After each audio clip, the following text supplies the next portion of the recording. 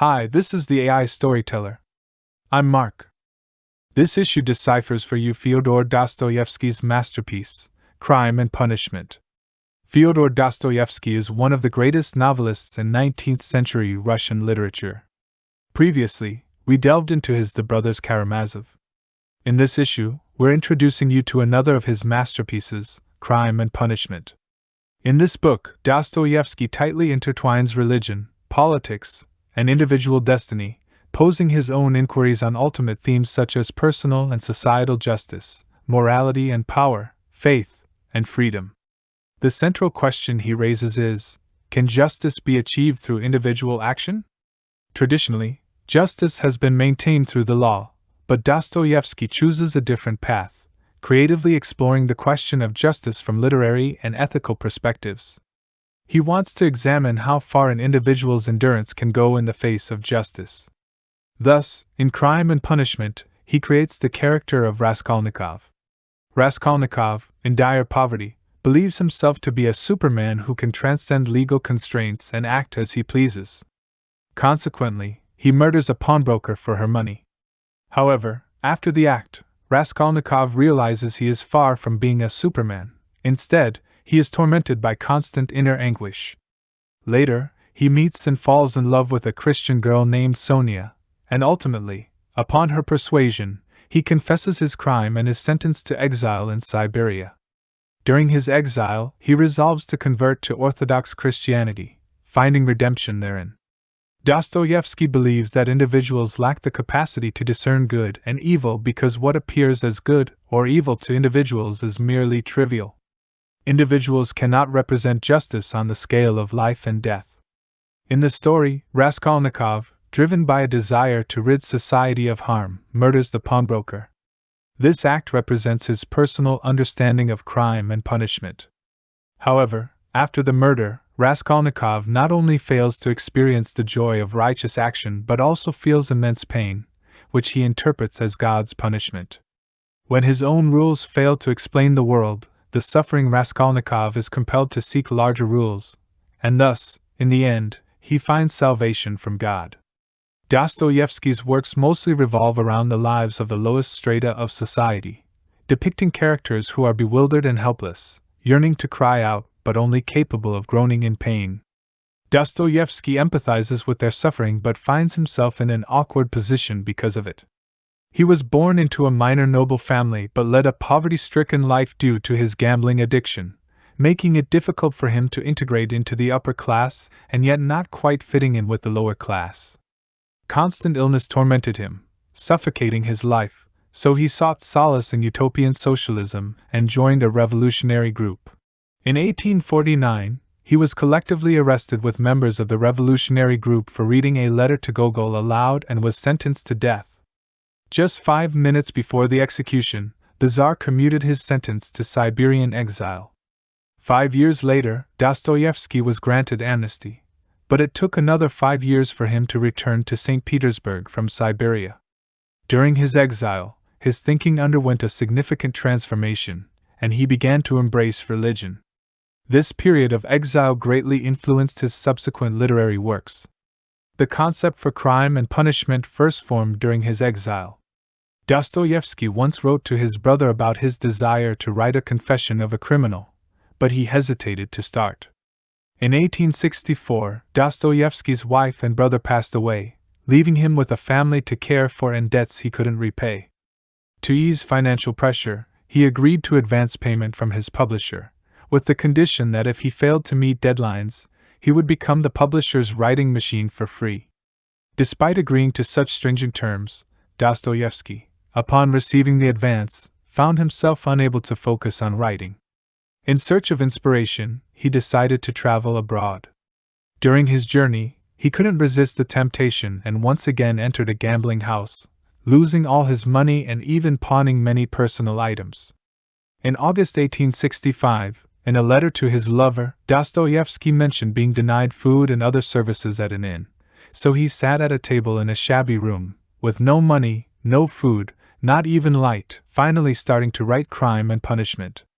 The story of Crime and Punishment begins in a similar setting, in a dingy room in the impoverished area of St. Petersburg, belonging to the protagonist, Rodion Romanovich Raskolnikov, known as Raskolnikov. The entirety of Crime and Punishment revolves around Raskolnikov.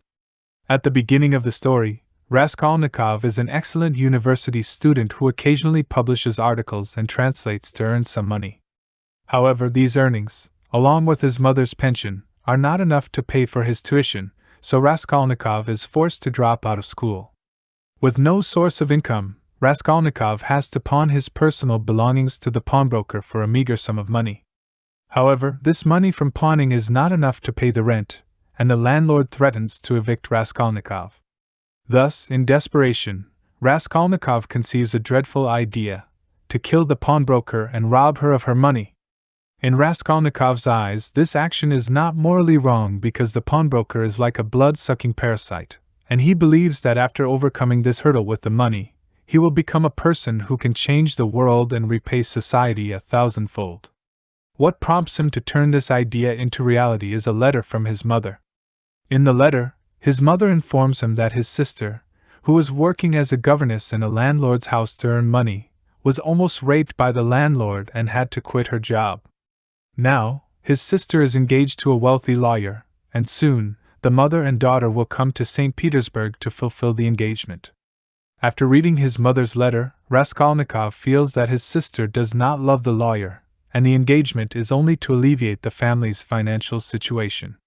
Therefore, he decides to quickly get out of the predicament, and the fastest way is to kill the pawnbroker and rob her of her money. The process of murder and robbery goes unusually smoothly, but just as Raskolnikov is preparing to leave, the pawnbroker's sister suddenly returns and catches him in the act. Forced by circumstances, Raskolnikov also kills her to silence her. Afterwards, Raskolnikov stumbles back to his residence. At this point, the first chapter of the novel concludes, with Dostoevsky using a brief narrative to escalate the dramatic tension of the story. Before the murder, Raskolnikov always believed himself to be a hero like Napoleon, just temporarily unlucky.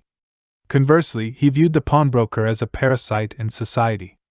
However, after the murder, Raskolnikov not only fails to enjoy the joy of righteous action but also falls into immense anguish. What is even more ridiculous is that the money he stole for a temporary solution can only be hidden under a large stone. So, what was the point of the murder? Raskolnikov questions whether the so-called rules he believed in have any meaning at all. He becomes entangled in a nearly frenzied madness, barely conscious most of the time. He vacillates between whether to surrender to the police or not, constantly questioning himself and changing his answers. Sometimes he tells himself, "I will go in, kneel down, and confess," while other times he says, "It cannot possibly be that." This state of mind resembles the existential question of to be or not to be posed by Hamlet. However, Dostoevsky does not employ the common internal monologue format to describe Raskolnikov's suffering. Whether depicting Raskolnikov's inner conflicts or conflicts with the world, Dostoevsky utilizes dialogue as a form. Critics refer to this type of novel as a polyphonic novel, where characters in the novel no longer succumb to the author's will as in traditional monologue-driven novels but emerge as independent, equal subjects. They express their true nature through confrontational dialogue with the author, sometimes directly opposing the author's intentions. As the story progresses in Crime and Punishment, almost all characters in the novel become fragmented. They are no longer literary images with singular personalities, making it difficult to define them with certain words or to simply say who is good and who is bad because, like real people, they are vibrant, contradictory, and have endless possibilities. Dostoevsky no longer places himself in the godlike omniscient perspective of past novels but becomes a participant in the dialogue. Unable to control the fate of these characters, he allows them to seek their own ends. Thus, in the narrative process, he incorporates his own self-contradictions through character design and plot development, deeply expressing them. It can be said that the contradictions within the multiple personalities of the novel's characters and the conflicts between them are actually dialogues between the author's multiple personalities. Dostoevsky, with painstaking effort, completely immerses himself in the work, bringing immense emotional impact to Crime and Punishment. Returning to the story, the people around Raskolnikov are unaware of what has happened and think he is just sick.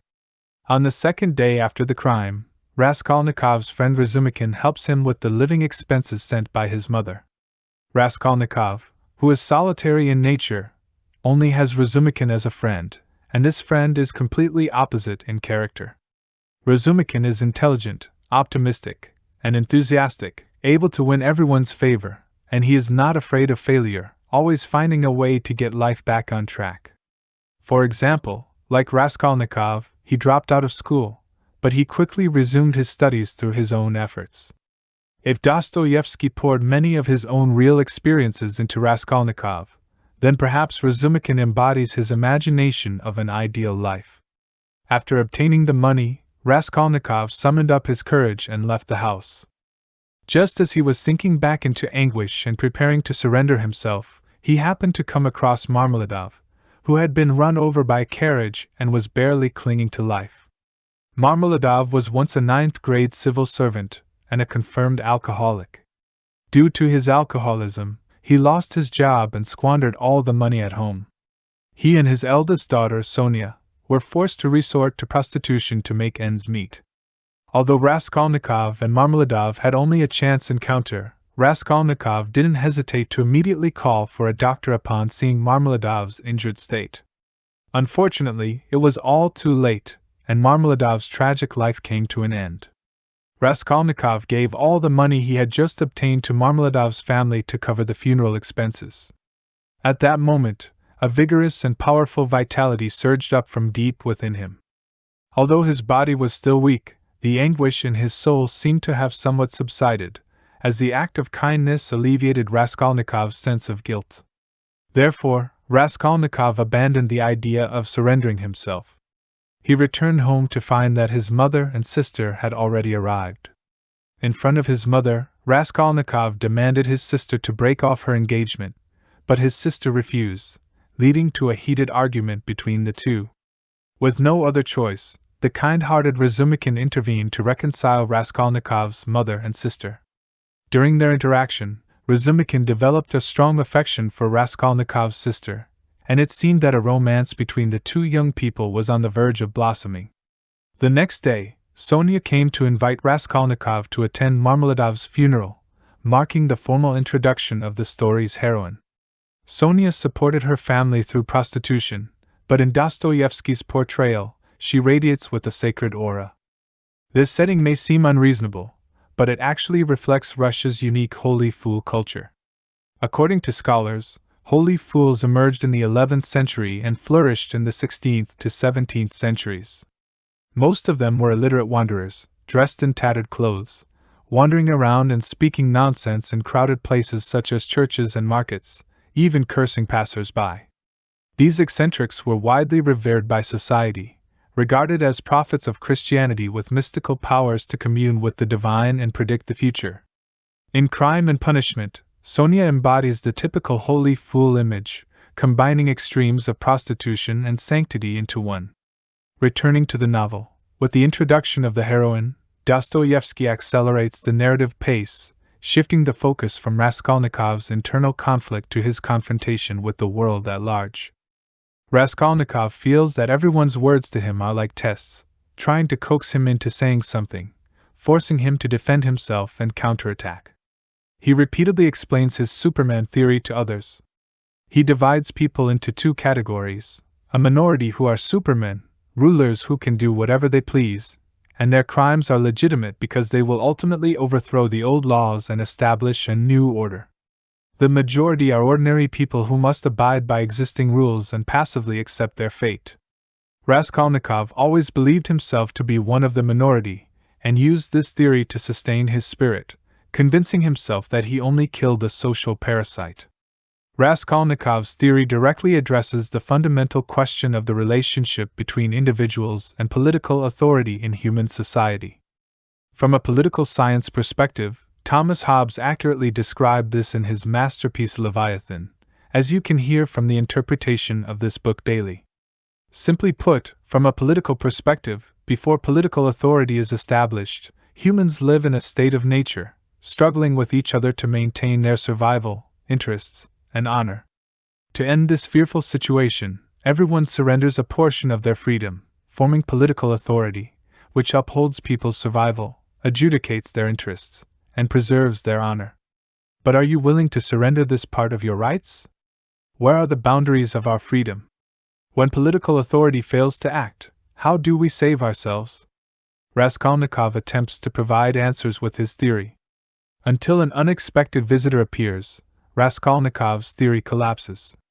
This person is Svidrigailov, the landlord who had previously attempted to assault Raskolnikov's sister.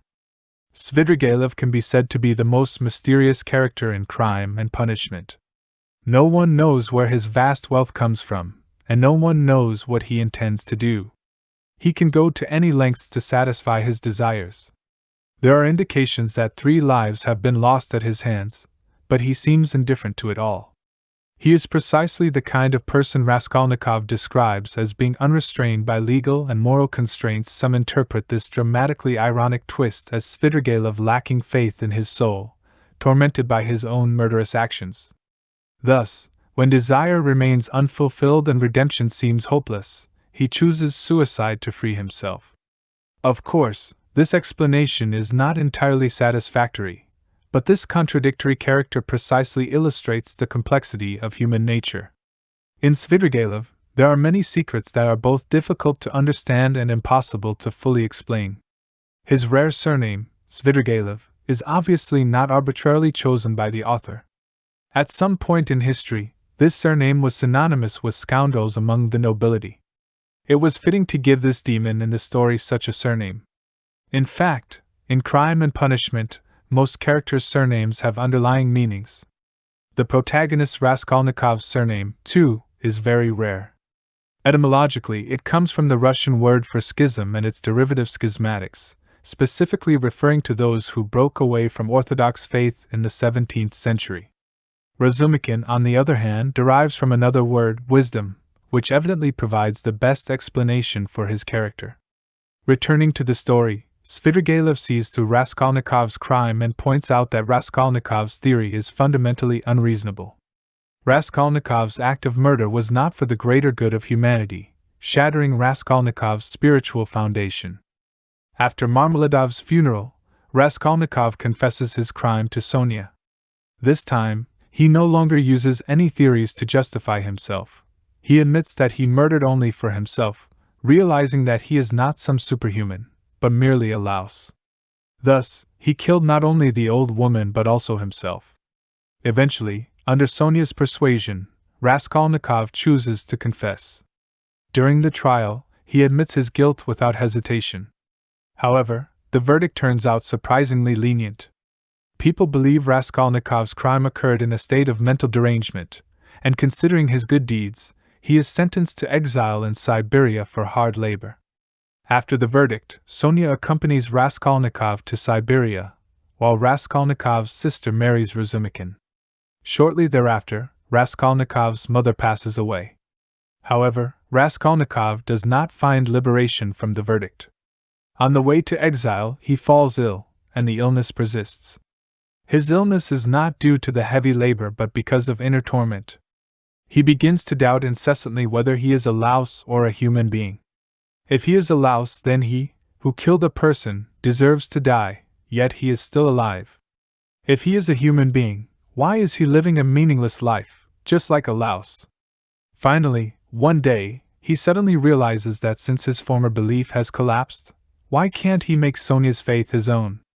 Thus, he kneels before Sonia, accepting her love and also accepting the baptism of Christ. With this, the story concludes. About half a century after the publication of Crime and Punishment, Freud fully elaborated his theory of the tripartite mind, marking the maturation of psychoanalytic school of thought. The tripartite mind refers to the ID, ego, and superego.